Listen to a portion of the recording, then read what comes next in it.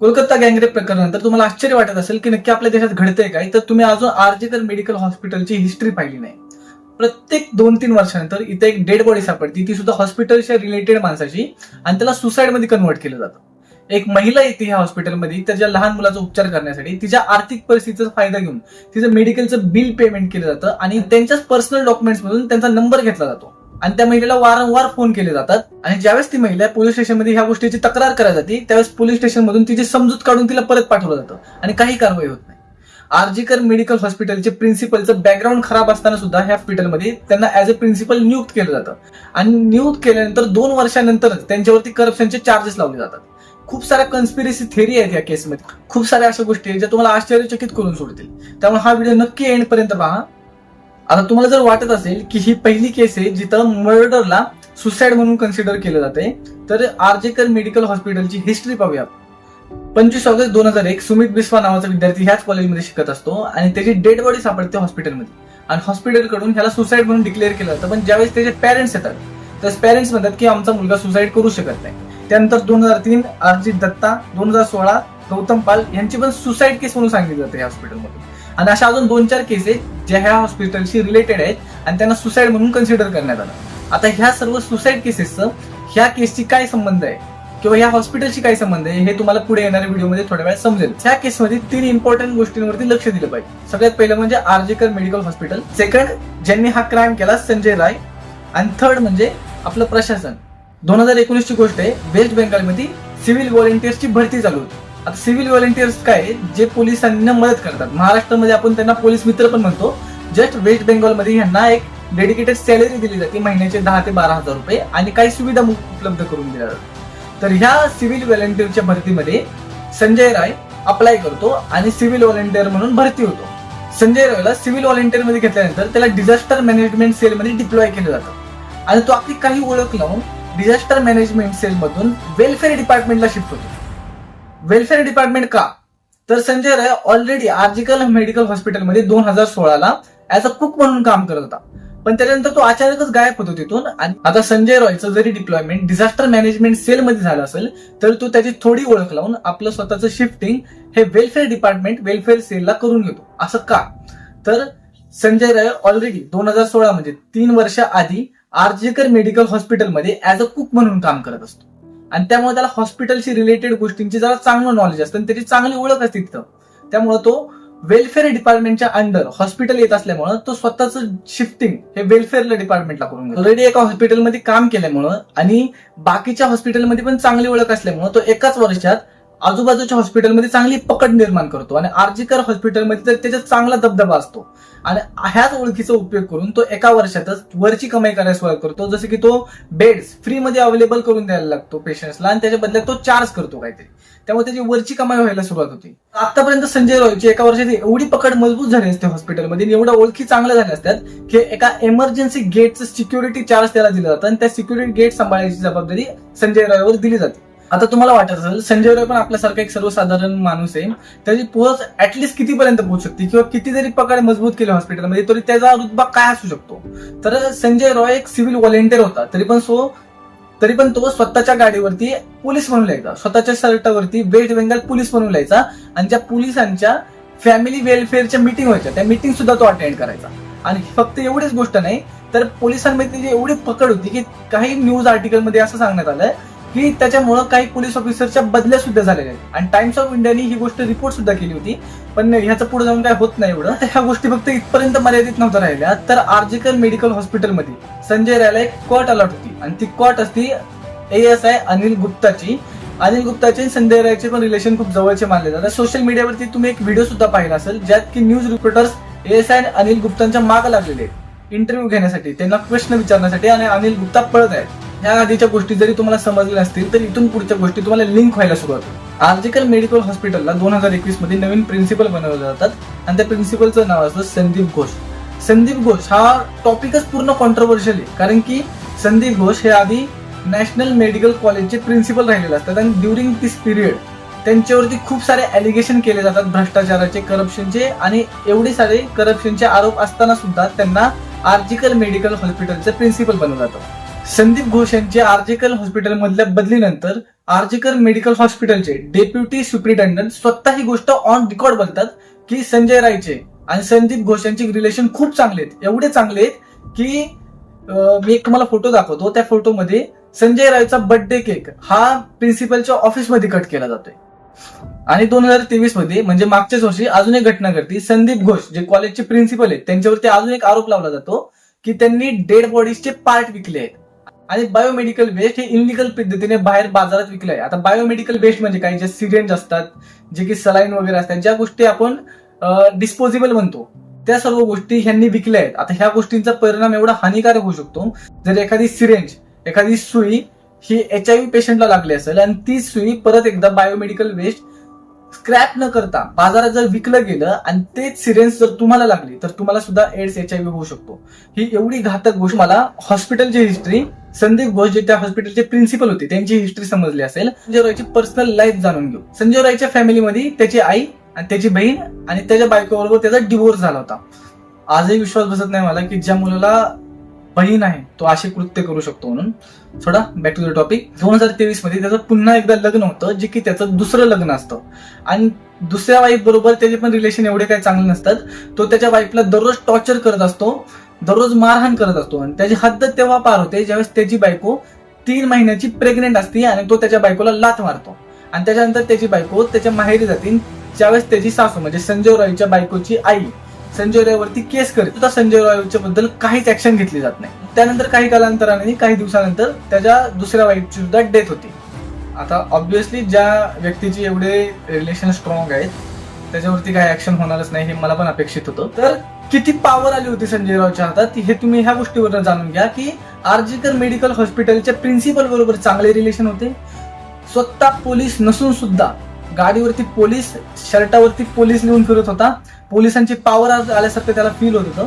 त्याच्या स्वतःच्या डिसअप्रुव्हलमुळे कित्येक पोलिसांच्या बदल्या झाल्या होत्या.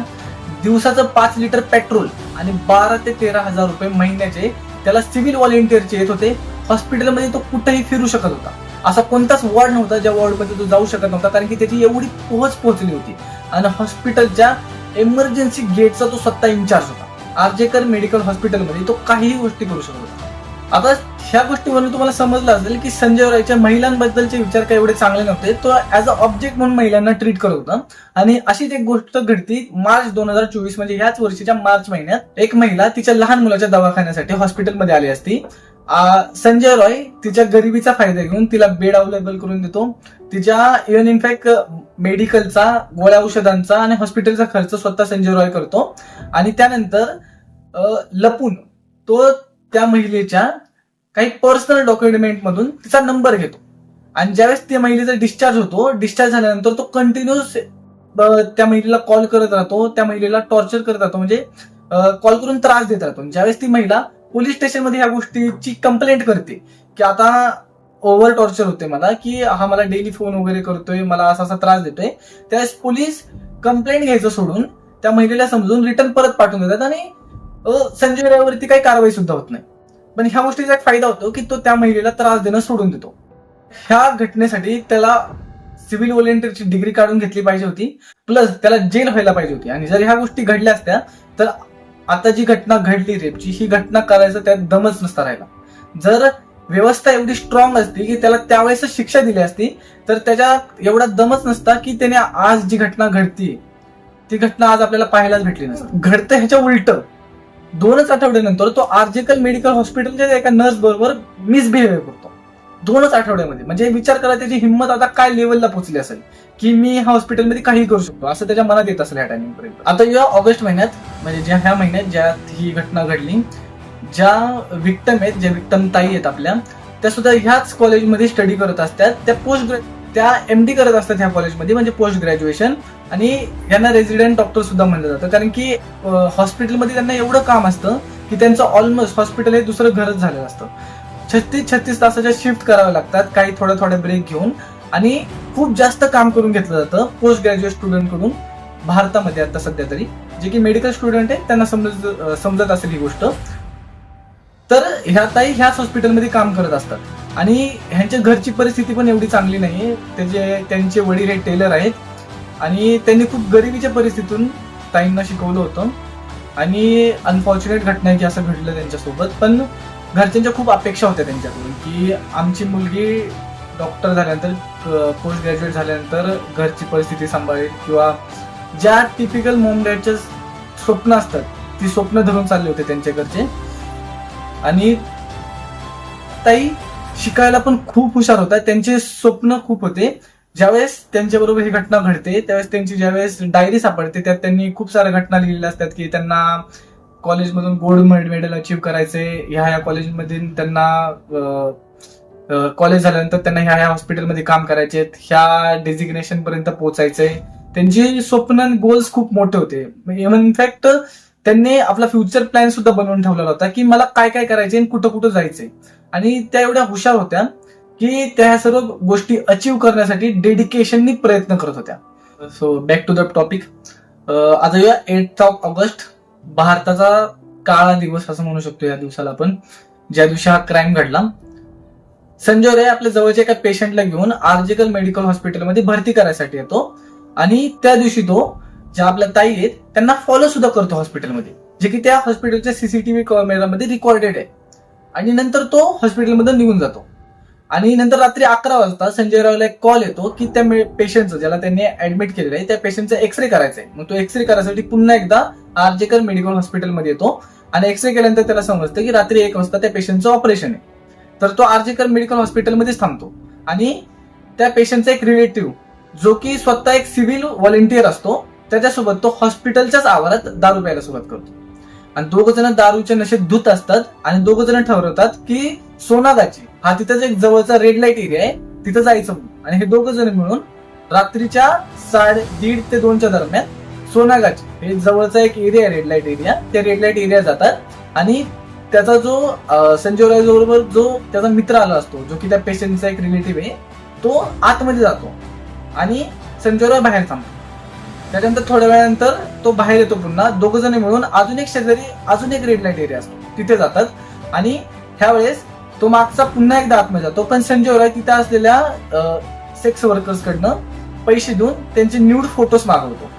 आणि ते फोटोज घेऊन ज्यावेळेस तो बाहेर येतो त्यांचा मित्र, तो स्वतःची टॅक्सी करून निघून जातो. पण संजय राय ते तिथल्या त्या वर्करने पाठवलेले फोटो रेड लाईट एरिया मधल्या आणि व्हिडिओ पाहतो. आणि नंतर व्हायलंट पोर्नोग्राफिक कंटेंट पाहतो. आणि त्याच्यानंतर संजय राय पुन्हा एकदा दारू प्यायला सुरुवात करतो. आणि पूर्ण दारूच्या नशेत धूत व्हायलेंट आणि घाणेरडं कॉन्टेंट पाहून तो पुन्हा एकदा हॉस्पिटलमध्ये जातो. रात्री 3:30 ते 3:50च्या दरम्यान हॉस्पिटलच्या सीसीटीव्ही कॅमेऱ्यामध्ये रेकॉर्ड होतो की संजय राय त्याच्या बाईकवरती नशेच्या अवस्थेत एंटर करतो. जे आपल्या व्हिक्टिम आहेत ताई, त्यांची त्याच दिवशी त्या हॉस्पिटलमध्ये 36 आवरची शिफ्ट असते, ज्यामध्ये 36 तास कंटिन्युअस थोडे थोडे ब्रेक घेत घेत काम करायचं असतं. तर ते त्यांचे जे काम पूर्ण करून त्या आणि त्यांच्या 3 मैत्रिणी हॉस्पिटलच्या सेमिनार हॉलमध्ये त्या दिवशी नीरज चोप्राचं ऑलिम्पिकचा गेम असतो ती पाहत बसतात. विचार करा, ज्या दिवशी नीरज चोप्रा देशासाठी सिल्वर मेडल घेऊन आला त्याच रात्री हा काळा दिवस आपल्याला पाहायला मिळतोय की अशी गोष्ट घडली.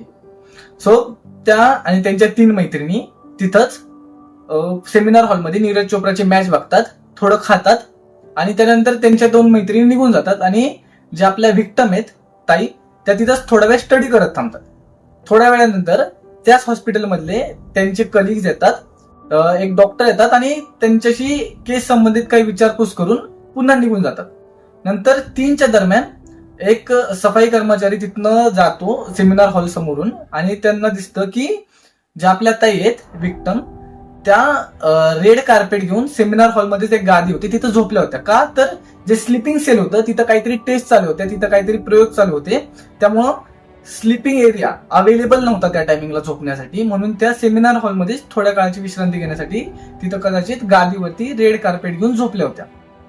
आता संजय रॉय 3:50च्या दरम्यान हॉस्पिटलमध्ये नशेच्या अवस्थेत, धूत अवस्थेत त्याने घाणेरडं कॉन्टेंट आणि व्हायलेंट व्हिडिओ पाहून तो हॉस्पिटलमधली प्रत्येक रूम चाळत असतो. असं नाही की त्याच्या आधीपासूनच नजर होती किंवा तो प्लॅन करून आला होता की त्यांच्यासोबतच असं करायचंय, पण तो पूर्ण हॉस्पिटल चालतो की कोणतरी त्याला भेटेल, त्याला त्याची शिकार भेटेल आणि तो हे घाणेरडं कृत्य करेल. तो हॉस्पिटलमध्ये प्रत्येक रूम मध्ये जाताना दिसतोय, प्रत्येक म्हणजे सीसीटीव्ही कॅमेऱ्यामध्ये दिसतोय की तो ह्या रूम मधून त्या रूम मध्ये जातोय. आणि शेवटी 4:03 ते 10 झाले असतील. त्या दरम्यान तो सेमिनार हॉलच्या समोरून जातो आणि त्याला ताई झोपलेला दिसतात तिथं. आणि त्याच्यानंतर तो सेमिनार हॉलमध्ये एंटर करतो, जे की सीसीटीव्ही कॅमेऱ्यामध्ये रेकॉर्डेड आहे. आणि त्याच्या गळ्यात एक हेडफोन सुद्धा असतो, ब्लूटूथ हेडफोन. त्याच हेडफोनमुळे तो पकडला जातो आणि तो सेमिनार हॉलमध्ये जाऊन अटॅक करतो ताईंवरती. त्यांच्या डोळ्याचा जो चष्मा असतो ते काचा त्यांच्या डोळ्यात जातात, खूप रक्त वाहतं वगैरे. बाकी स्टोरी तुम्हाला माहितीच आहे, मी काही एवढं डिटेलमध्ये जात नाही. ह्याच्या रिलेटेड एक शॉर्ट व्हिडिओ सुद्धा इंस्टाग्रामवर मी अपलोड केला होता. तर खूप वाईट गोष्ट होती त्या दिवशी. आणि त्याच्यानंतर तो ऑलमोस्ट 30 ते 40 मिनिटं तो तिथं आतमध्ये असतो. आणि त्यानंतर तो बाहेर येतो आणि त्याचा जो कॉट होता जिथं त्याला झोपायची व्यवस्था होती, ना तो पळून जातो ना तो कुठे लपायचा प्रयत्न करतो, तो तिथं जाऊन झोपतो. म्हणजे विचार करा त्या माणसाची मजल कुठपर्यंत पोहोचली असेल, कुठपर्यंत तो स्वतःला सेफ फील करत होतो की एवढ्या घाणेरड कृत्य करून सुद्धा तो स्वतःच्या कॉटमध्ये जाऊन झोपतो. आणि जर तुम्हाला वाटत असेल की आवाज का नाही आला बाहेर, तर तो सेमिनार हॉल नॉईज प्रूफ होता ऑलमोस्ट. तिथं खूप जणांची स्पीच व्हायची, तर आवाज बाहेर न जावा म्हणून खूप सारे नॉईज रिडक्शन फोम वगैरे लावले होते तिथं, त्यामुळे आवाज सुद्धा बाहेर जात नाही. आणि पुढच्या दिवशी सकाळी तिथलाच एक कर्मचारी ज्यावेळेस सेमिनार हॉलमध्ये एंटर करतो त्यावेळेस तो आरडाओरडा करायला सुरुवात करतो, की सगळ्यांना सांगतो की अशी डेड बॉडी इथं सापडली आहे. आणि ज्यावेळेस प्रिन्सिपलला ही गोष्ट कळवली जाते की आर्जिकल मेडिकल हॉस्पिटलमध्ये एक डेड बॉडी सापडली, एक मर्डर झालेला आहे, एक रेप केस झालेली आहे, त्यावेळेस सगळ्यात पहिली गोष्ट जी कोणीही करतं ते पोलिसांना इन्फॉर्म केलं जातं. पण प्रिन्सिपलद्वारे पोलिसांना इन्फॉर्म न करता डायरेक्ट स्वतःहून जाऊन सेमिनार हॉलमध्ये ती डेड बॉडी पाहण्यात येते. आणि त्याच्यानंतर ताईंच्या पॅरेंट्सला कॉल केला जातो. इथून पुढची स्टोरी ऑलमोस्ट तुमच्या सगळ्यांना माहितीच असेल की त्यांच्या पॅरेंट्सला कॉल केला जातो आणि सांगितलं जातं की तुमच्या मुलीने सुसाईड केलेलं आहे. पण ऍक्च्युली तुम्हाला आम्हाला पण माहिती आहे सुसाईड नसतं केलेलं, ही एक क्लिअर कट रेप केस असते. ज्यावेळेस मुलीचे वडील मुलीची डेड बॉडी पाहण्याची विनंती करतात त्यावेळेस 3-4 तास त्यांना तर ऑलमोस्ट ती डेड बॉडी पाहून दिलीच जात नाही. मुलीचं पोस्टमॉर्टम केलं जातं. त्या मुलीची डेड बॉडी ज्यावेळेस त्यांचे पॅरेंट्स पाहतात त्यावेळेस ते मुलीचे वडील असे रिएक्ट करतात की तुम्ही वेडे वगैरे आहात का, की तोंडावरती लागल्याचे निशाणे, डोळ्यातून रक्त वगैरे येते आणि तुम्ही म्हणता हे सुसाईड केस आहे. नंतर ते हल्ला करायला सुरुवात करतात. आणि त्याच्यानंतर जे काय झालं, जे प्रोटेस्ट वगैरे होतात त्याच्यानंतर डिटेलमध्ये चौकशी होती, सीबीआयला केस कन्वर्ट करून दिली जाते, पुराव्यांमध्ये फेरफार केले जातात असे सुद्धा आरोप लावले जातात.